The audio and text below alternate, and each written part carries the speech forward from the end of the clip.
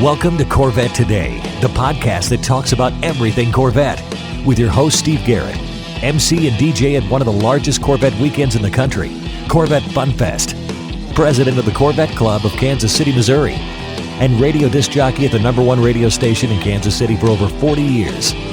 Here's Steve Garrett. Hey, thanks for listening to Corvette Today, the podcast that talks about everything Corvette. I'm your host, Steve Garrett. I appreciate you tuning in. You can listen to Corvette Today on iTunes, Spotify, Google Podcasts, iHeartRadio, Apple Podcasts, Anchor.fm, Breaker, Radio Public, Pocket Casts, Overcast, TuneIn, and Stitcher. You can also listen on your smart device. All you have to do is say, Alexa or Hey Google, play the podcast called Corvette Today, and you're connected. Also, visit the Corvette Today website. It's CorvetteTodayPodcast.com. Also, sign up for Corvette Today notifications, updates, and information at CorvetteToday.ck.page. And don't forget, there's a Corvette Today Facebook group, too. We have over 1,300 members, and I'd love to have you as a member, too.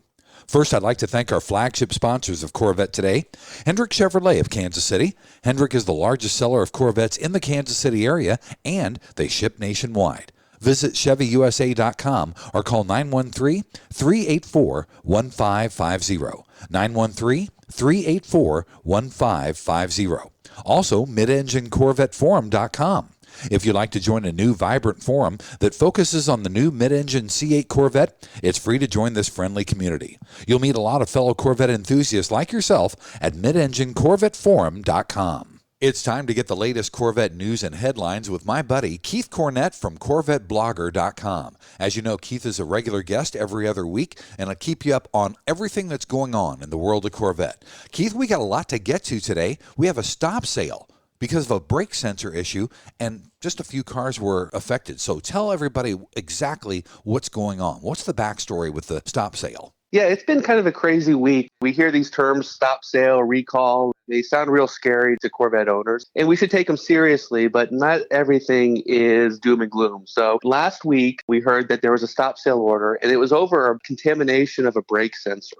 As more news came out, of course, this happened on, I think, late Thursday. So then the weekend comes and no one really knows. But there was a list of VINs that was sent to the dealers. This brake contamination issue actually stretched across 5 or 6 vehicle lines from Buick, Cadillac, and Chevrolet. So the Corvette definitely wasn't alone in this, and it's not a Corvette-specific problem. But it turns out that there was only 1,000 and so cars total that were on this list, and roughly 38 or 39 Corvettes was the number that we've heard. The other thing about this is that we had from a source tell us that the affected VINs for these Corvettes that might have a brake sensor contamination issue were all in the 3,000s. So probably cars that were built late May, early June were the ones that were affected. That was right after the COVID-19 restart of the plant. So it just sounds to me like something happened during shutdown. They got a bad batch of parts, and now they're trying to rectify it. Well, it sounds good. At least there was a small group of cars that were affected. Hopefully that'll be easily rectified as well. And we had a new TSB, a technical service bulletin, on the C8 engine valve springs. What's up with that? Yeah, okay. This one's much more serious. It could affect a lot more Corvettes based on what we've been reading about.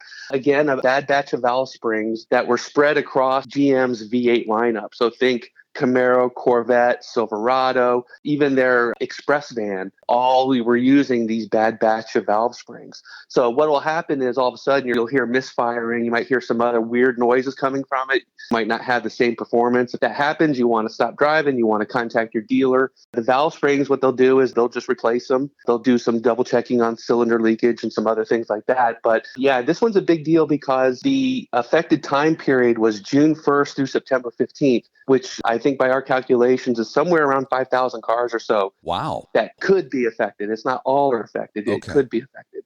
So there's actually what you want to do on this one is you definitely want to check your recalls. Go to your Chevrolet app, mychevrolet.com, or you want to go to my.gm.com/recalls. Put your VIN in there and you can see if you're one of the cars that's affected by this. Okay, that sounds good. And our last thing is a recall on the driver's side safety belt. What's going on? What's the backstory on that one? Gosh, when it rains, it pours, right? Yes. Again, this is just another supplier issue. All three of these are supplier issues. This is not a knock against the Corvette engineering or anything like that. It's just we've gotten some bad parts here, and this is the third one. In an accident, the driver's side seatbelt retentioner was found to be deformed when they took it apart. The seatbelt supplier thinks that this is more spread out, so they're going to be doing some recalls there. Again, you want to do the recall check on that. I don't know how widespread it is. I haven't heard any numbers on this one yet either. Okay. We've used a couple terms here, Keith, that people might not be familiar with. We've talked about a stop sale and we talked about a recall. Why don't you explain the differences between the two? Oh, sure. So the recall is for consumers. So the manufacturer is notifying the consumer saying, hey, we've identified an issue with your car and we're going to fix it for you. The stop sales are communications from the manufacturer to the dealer. So Chevy or GM telling dealers, hey, we're going to be issuing a recall, so your customers are going to be notified. However, it's like an advanced warning. They have to do a stop sale because if they've identified issues with anything that will require a recall, they are required by the National Highway Traffic Safety Administration to stop selling any cars immediately. So that's the stop sale. Again, it's just a warning from the manufacturer to the dealer saying, hey, this is coming. Okay. All right. We've gotten all the quote unquote bad news out of the way. Let's get to some of the fun stuff in our news and headlines.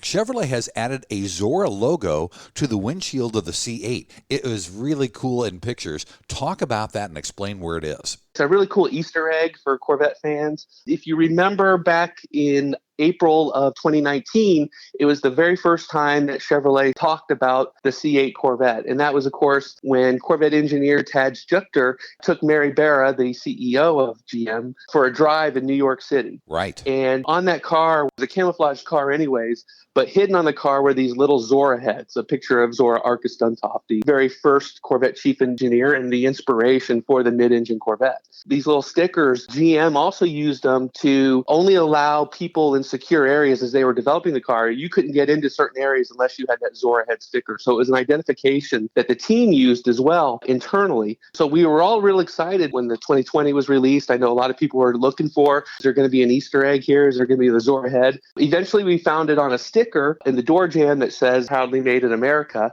But now it looks like they took it further and they made it much more visible. So on the windshields of Corvettes, and these are later VINs. We got this news from our friends at CORVETTE in Atlantic City, and it shows the Zora head on the left-hand side of the windshield, the bottom left-hand side, maybe an inch tall or so, but you're going to be riding with Zora whenever you take out your 2020 Corvette. That was so cool. It was great to see that. Now, you're going to have to explain this next one to me because I have no idea what this is. The C8 won third place in the COGID Made in America Auto Index. I've never heard of this, so I'm going to be a good listener just like everybody else that tunes into the podcast. Sure. So the COGID School of Business is located at Washington American University.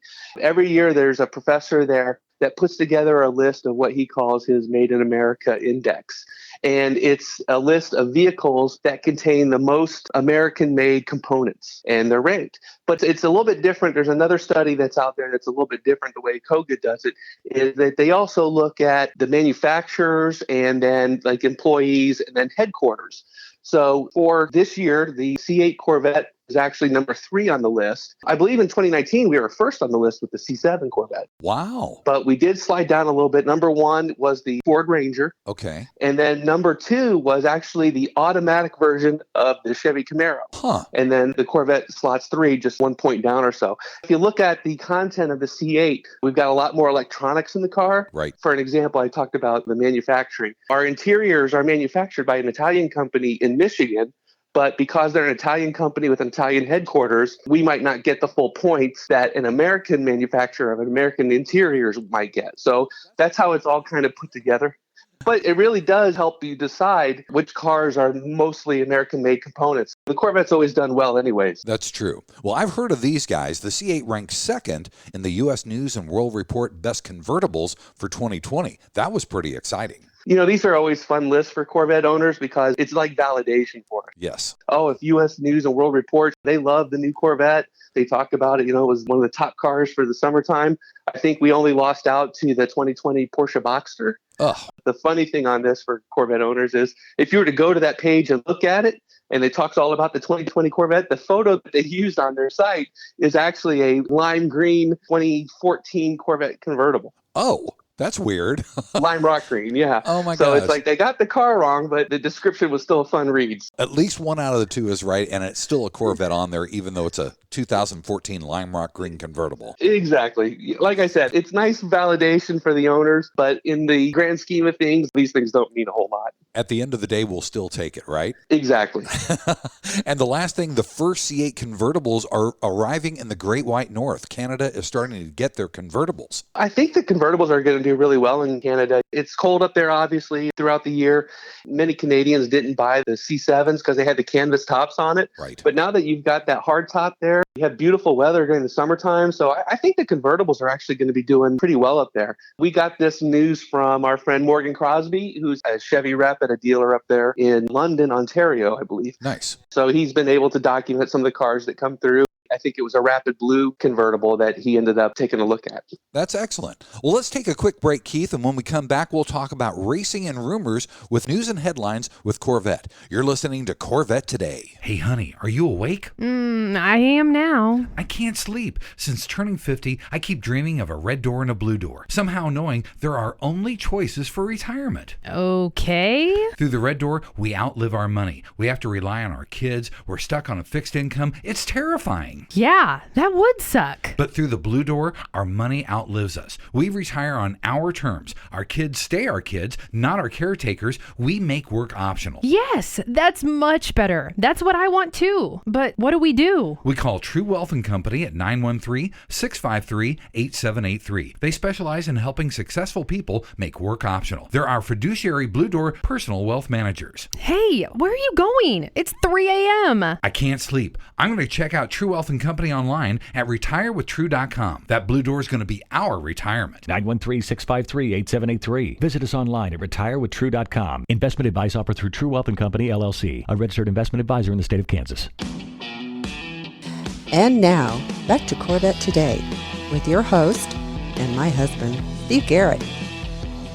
Hey, thanks for listening to Corvette Today, the podcast that talks about everything Corvette. I'm your host, Steve Garrett. With me today is Keith Cornett from CorvetteBlogger.com. We've got news and headlines every other week to keep you up to date on what's going on with Corvette.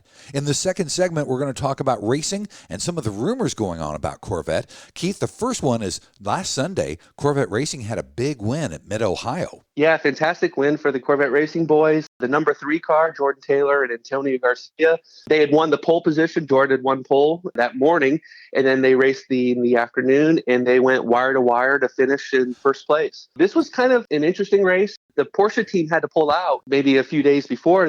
Prior to Mid-Ohio was the Le Mans race over in France. And although some of these guys didn't drive over there, they were over there. And some of the team members over there did test positive for COVID. Wow. There was basically a lockdown on Porsche racing worldwide for the most part. The 2 Porsches couldn't be at Mid-Ohio. So it was just the Corvettes racing the BMWs, which unfortunately could be a preview of what we're looking at next year. The Porsche team said they're not coming back to IMSA next year. Oh, no. But we did finish first and second in that event. Seems like the C8Rs are really finding their legs right now. The BMWs were technically supposed to be a little bit faster, but I think the track layout at Mid-Ohio kind of negated their overall top speed that was available to them. I think the Corvettes are doing really well. What's interesting is next week they're headed to Charlotte, where they're going to be, for the first time, on the Roval. They have the high banks of Charlotte, and then they use an infield track as well. Okay. This race will only be 100 minutes. It's going to be just a sprint from beginning to the end, and should be a lot of fun to watch. Wow, that'll be interesting for sure. I want to watch that. Yeah. Also, GM has announced that Mark Stylo is going to replace Mark Kent at the helm of the Internal Racing and Motorsports division. What does that all mean for Corvette? Mark Kent's been there forever. I've met him a few times, a very good guy. GM has shifted him over to their defense manufacturing, so he's going to be heading up GM defense projects. And so they brought in Mark Stylo to a new position at what they call GM Racing, and his title is going to be the Director of Motorsports Competition Engineering. I don't really know Mark Kent's background, if he was an engineer, but Mark Stylo definitely is an engineer, and we race to make our street cars better. Doug Feehan, he talks about cascade engineering. Street car makes a better race car, which in turn makes a better street car. Right. So I think they're really looking at technology transfer. Mark Stylo, his background, I believe, is he was the Jim Merrow of Camaros. So he was the ride and handling engineer for Camaros. He does have that engineering background, knows the cars very well. I think he's going to be a really good addition to the GM racing team. The other thing I found about Mark is he's very well known for his restoration of 1969 Camaros. Oh. He's not just the guy that walks the walk. He's got his own shop and he's turning out cars. Should be a good addition to GM Racing with Mark Stylo at the helm there. He's got dirt under his fingernails, and that's a good thing for Corvette, I think. I think so. Yes, sir. Also, the C8, the LT2 engines, is that going to be in any other GM cars, by the way?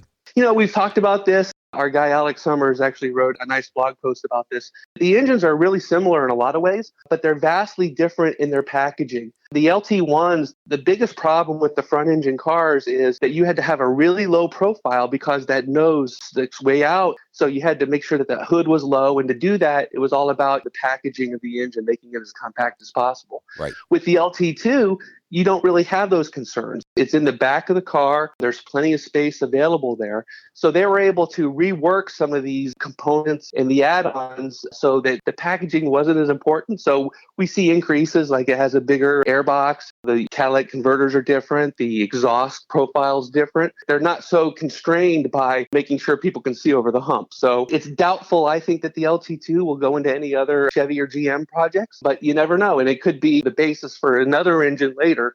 But again, it's the packaging that's the reason why. So I don't think we'll see it as a crate engine or being in any other cars. Hey, also, I saw a really cool commercial from Mobil 1. It had a really nice tribute to Corvette racing at Le Mans in there. It was really neat. Now, it was really strange trying to watch the 24 Hours of Le Mans this year without the Corvettes. Yes. I tried. I was there. I tuned in for a few hours here and there. Just did not hold my attention all that well. I think our friends at Mobil 1 also were feeling the loss of the Corvettes not being at Le Mans. So they did this little tribute video. This was the first Le Mans we've missed in 20 years. Right. Consecutive races we've had over there. So, it was a pretty big deal. So they went back and looked at some of those huge wins that we had, first with the C5, then the C6, and then the C7. Nice little tribute from our friends at Mobil 1. Of course, they're a technical partner with Corvette Racing. All the engines are filled with Mobil 1. All our street cars are filled with Mobil 1. Again, a nice tribute from them, recognizing that the 24 Hours Le Mans just wasn't the same this year. You're absolutely right. As a matter of fact, Doug Feehan had talked about that in the Corvette Today podcast from last week, and he really missed not going to Le Mans. But boy, it's a gargantuan undertaking to get everybody there, get all the equipment, get the cars there, and come back. Plus, with all the IMSA racing, it was difficult because you had to quarantine for a couple weeks because of this pandemic. So next year, God willing, we'll be back at Le Mans, and everything will go good. Keith, let's take another break real quick. Coming up on the third segment of Corvette Today, we're going to talk about the lighter side of Corvette. You're listening to the podcast, Corvette Today. VetteFinders.com is the internet's original Corvette classified ads website, with classified ads starting at just $25. And every ad runs until your Corvette is sold. If you're in the market for a Corvette, VetteFinders.com has over 500 Corvettes for sale from all around the USA and Canada, and covering all 8 generations. Visit VetteFinders.com, the internet's destination for buying and selling Corvettes. That's VETTE Finders.com. You're listening to the Corvette Today podcast with Steve Garrett. Thanks for listening to Corvette Today. I'm your host, Steve Garrett. We're talking with Keith Cornett from CorvetteBlogger.com about the latest news and headlines in the world of Corvette. In segment number 3, we're going to talk about some of the lighter stuff in Corvette. First of all, Keith, there is something out on the market now that I just saw at the Beijing Auto Show. It's called the Songsan SS Dolphin. Now, this looks like a C1 Corvette, but it has a 1.5-liter turbo hybrid in it. What is up with that? Well, Steve, just when you think that the Chinese auto market couldn't get any weirder, along comes basically a knockoff of the 1958 Corvette. I want to be generous. I want to say these are car people. They recognize the history and the iconic looks of the car. You want people to kind of take that and then make their own car.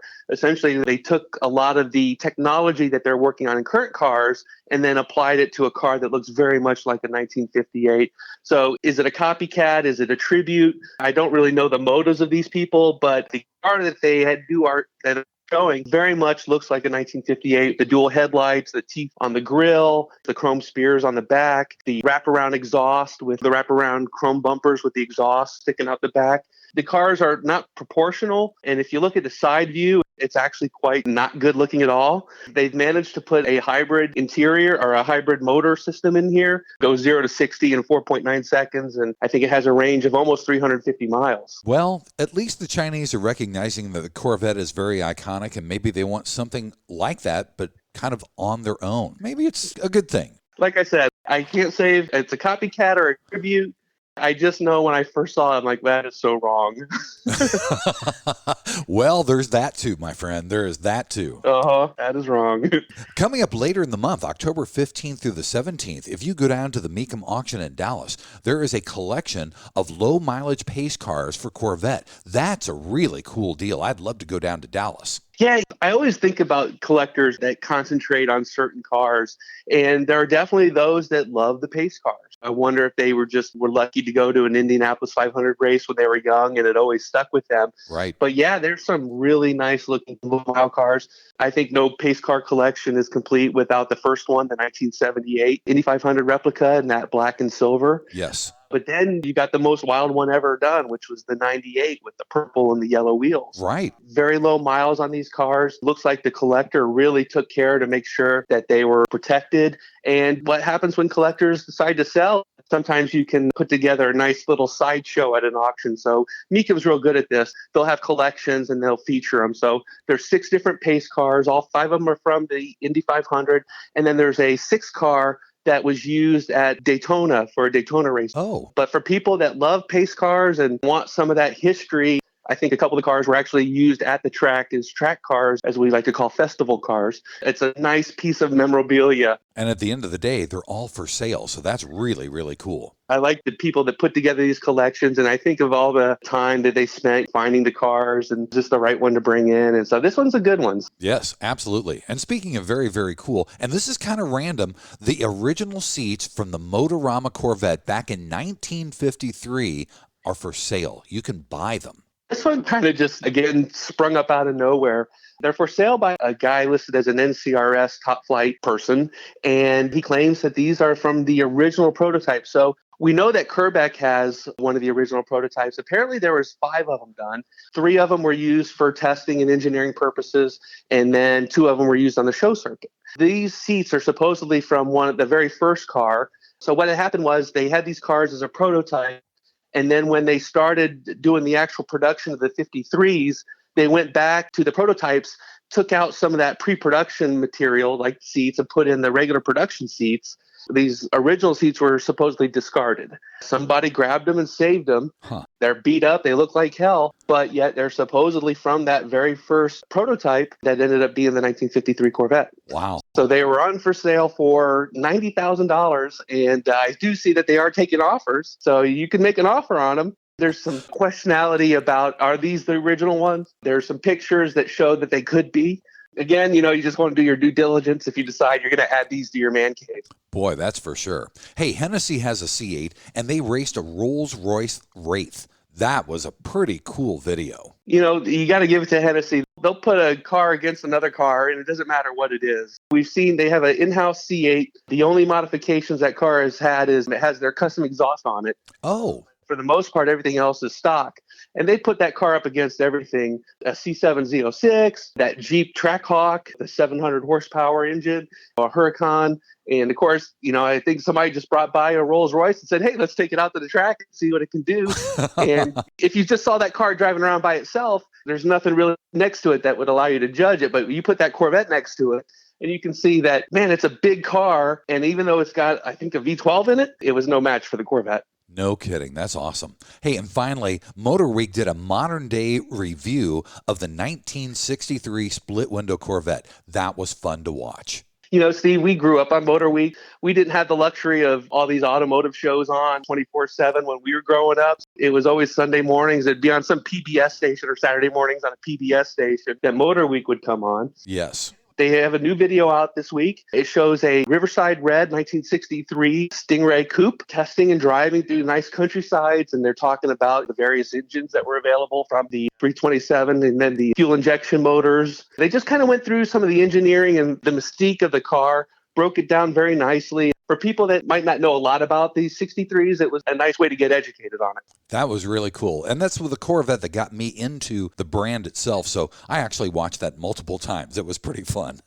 Yeah, it was a nice drive. And again, we're so used to these modern day reviews that when you see a modern day review of a classic car, it's definitely worth watching. And the MotorWeek people, they do it well. They do it right for sure. Keith, thanks for being on Corvette Today. We will see you in 2 weeks. We'll get more news and headlines. Sounds great, Steve. Thanks for having us. And thanks once again to our flagship sponsors, Hendrick Chevrolet of Kansas City at ChevyUSA.com and MidEngineCorvetteForum.com.